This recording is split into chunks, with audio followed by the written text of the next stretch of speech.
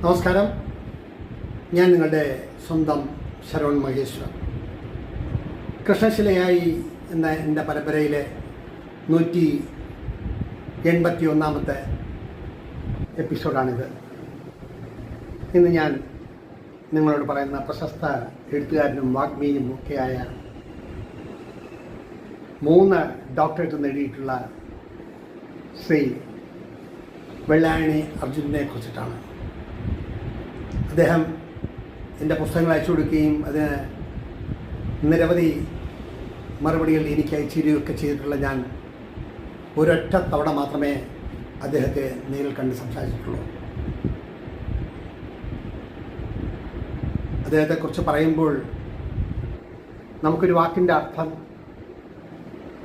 അല്ലെങ്കിൽ എത്രയോ കാലങ്ങൾക്ക് മുമ്പുള്ള ഒരു സംഭവം, ചരിത്രത്തിലെ ഒരു സംഭവം, എന്ത് സംശയങ്ങൾ നമ്മൾ ഉന്നയിച്ചാലും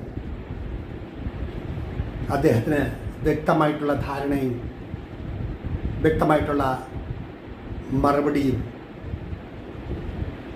ഉണ്ട് അദ്ദേഹത്തിന്. ഓർമ്മയുടെ പുസ്തകം എന്ന പോലെ വായനയുടെ ലോകത്തും എഴുത്തിൻ്റെ ലോകത്തും പ്രാവീണ്യം നേടിയ ഒരു മഹാരഥൻ. രാഷ്ട്രം അദ്ദേഹത്തിന് പത്മശ്രീ നൽകി ആദരിക്കുകയുണ്ടായി.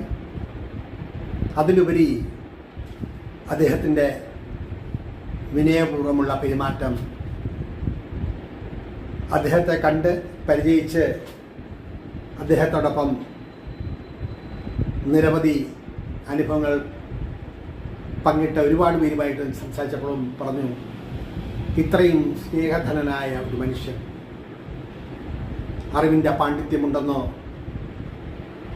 അറിവിൻ്റെ ഭൂവിൽ തപസ് ചെയ്യുന്ന ഒരു വ്യക്തിയെന്നോ ഒന്നും അദ്ദേഹത്തിൽ നിന്നും നമുക്ക് തോന്നുകയില്ല. പക്ഷേ ഏത് വിഷയങ്ങളെക്കുറിച്ചും, രാജ്യ താല്പര്യത്തെക്കുറിച്ചും ഭാരതത്തിൻ്റെ ചരിത്രത്തെക്കുറിച്ചും എന്തിനെക്കുറിച്ചും നമ്മുടെ മനസ്സിലുണ്ടാകുന്ന സംശയങ്ങൾ അദ്ദേഹത്തോട് ചോദിച്ചാൽ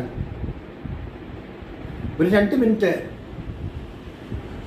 ഏറിയാൽ ഒരു 5 മിനിറ്റ് അദ്ദേഹത്തെ നേരിട്ട് കാണുമ്പോൾ അദ്ദേഹത്തിൻ്റെ ആ വാത്സല്യം, അദ്ദേഹത്തിൻ്റെ ആ സന്തോഷം ഇന്നും ഓർക്കുമ്പോൾ ചാരിതാർത്ഥ്യമുള്ളതാണ്. വരണം വരണം, അപ്പോട്ടറോട് എന്ന കവിതാ സമാഹാരം എഴുതിയ കവിയല്ലേ, എന്നിട്ടൊരു ഉറക്കൊരു ചിരി. നമ്മുടെ എന്താ സാർ, എൻ്റെ ഞാൻ എഴുതിയൊന്നും കവിതയില്ലെന്ന് തോന്നുന്നുണ്ടോ? ഇല്ല ഇല്ല, വരണം, ഇരിക്കൂ, ഓർമ്മയുണ്ട് എന്ന് സൂചിപ്പിച്ചതാ.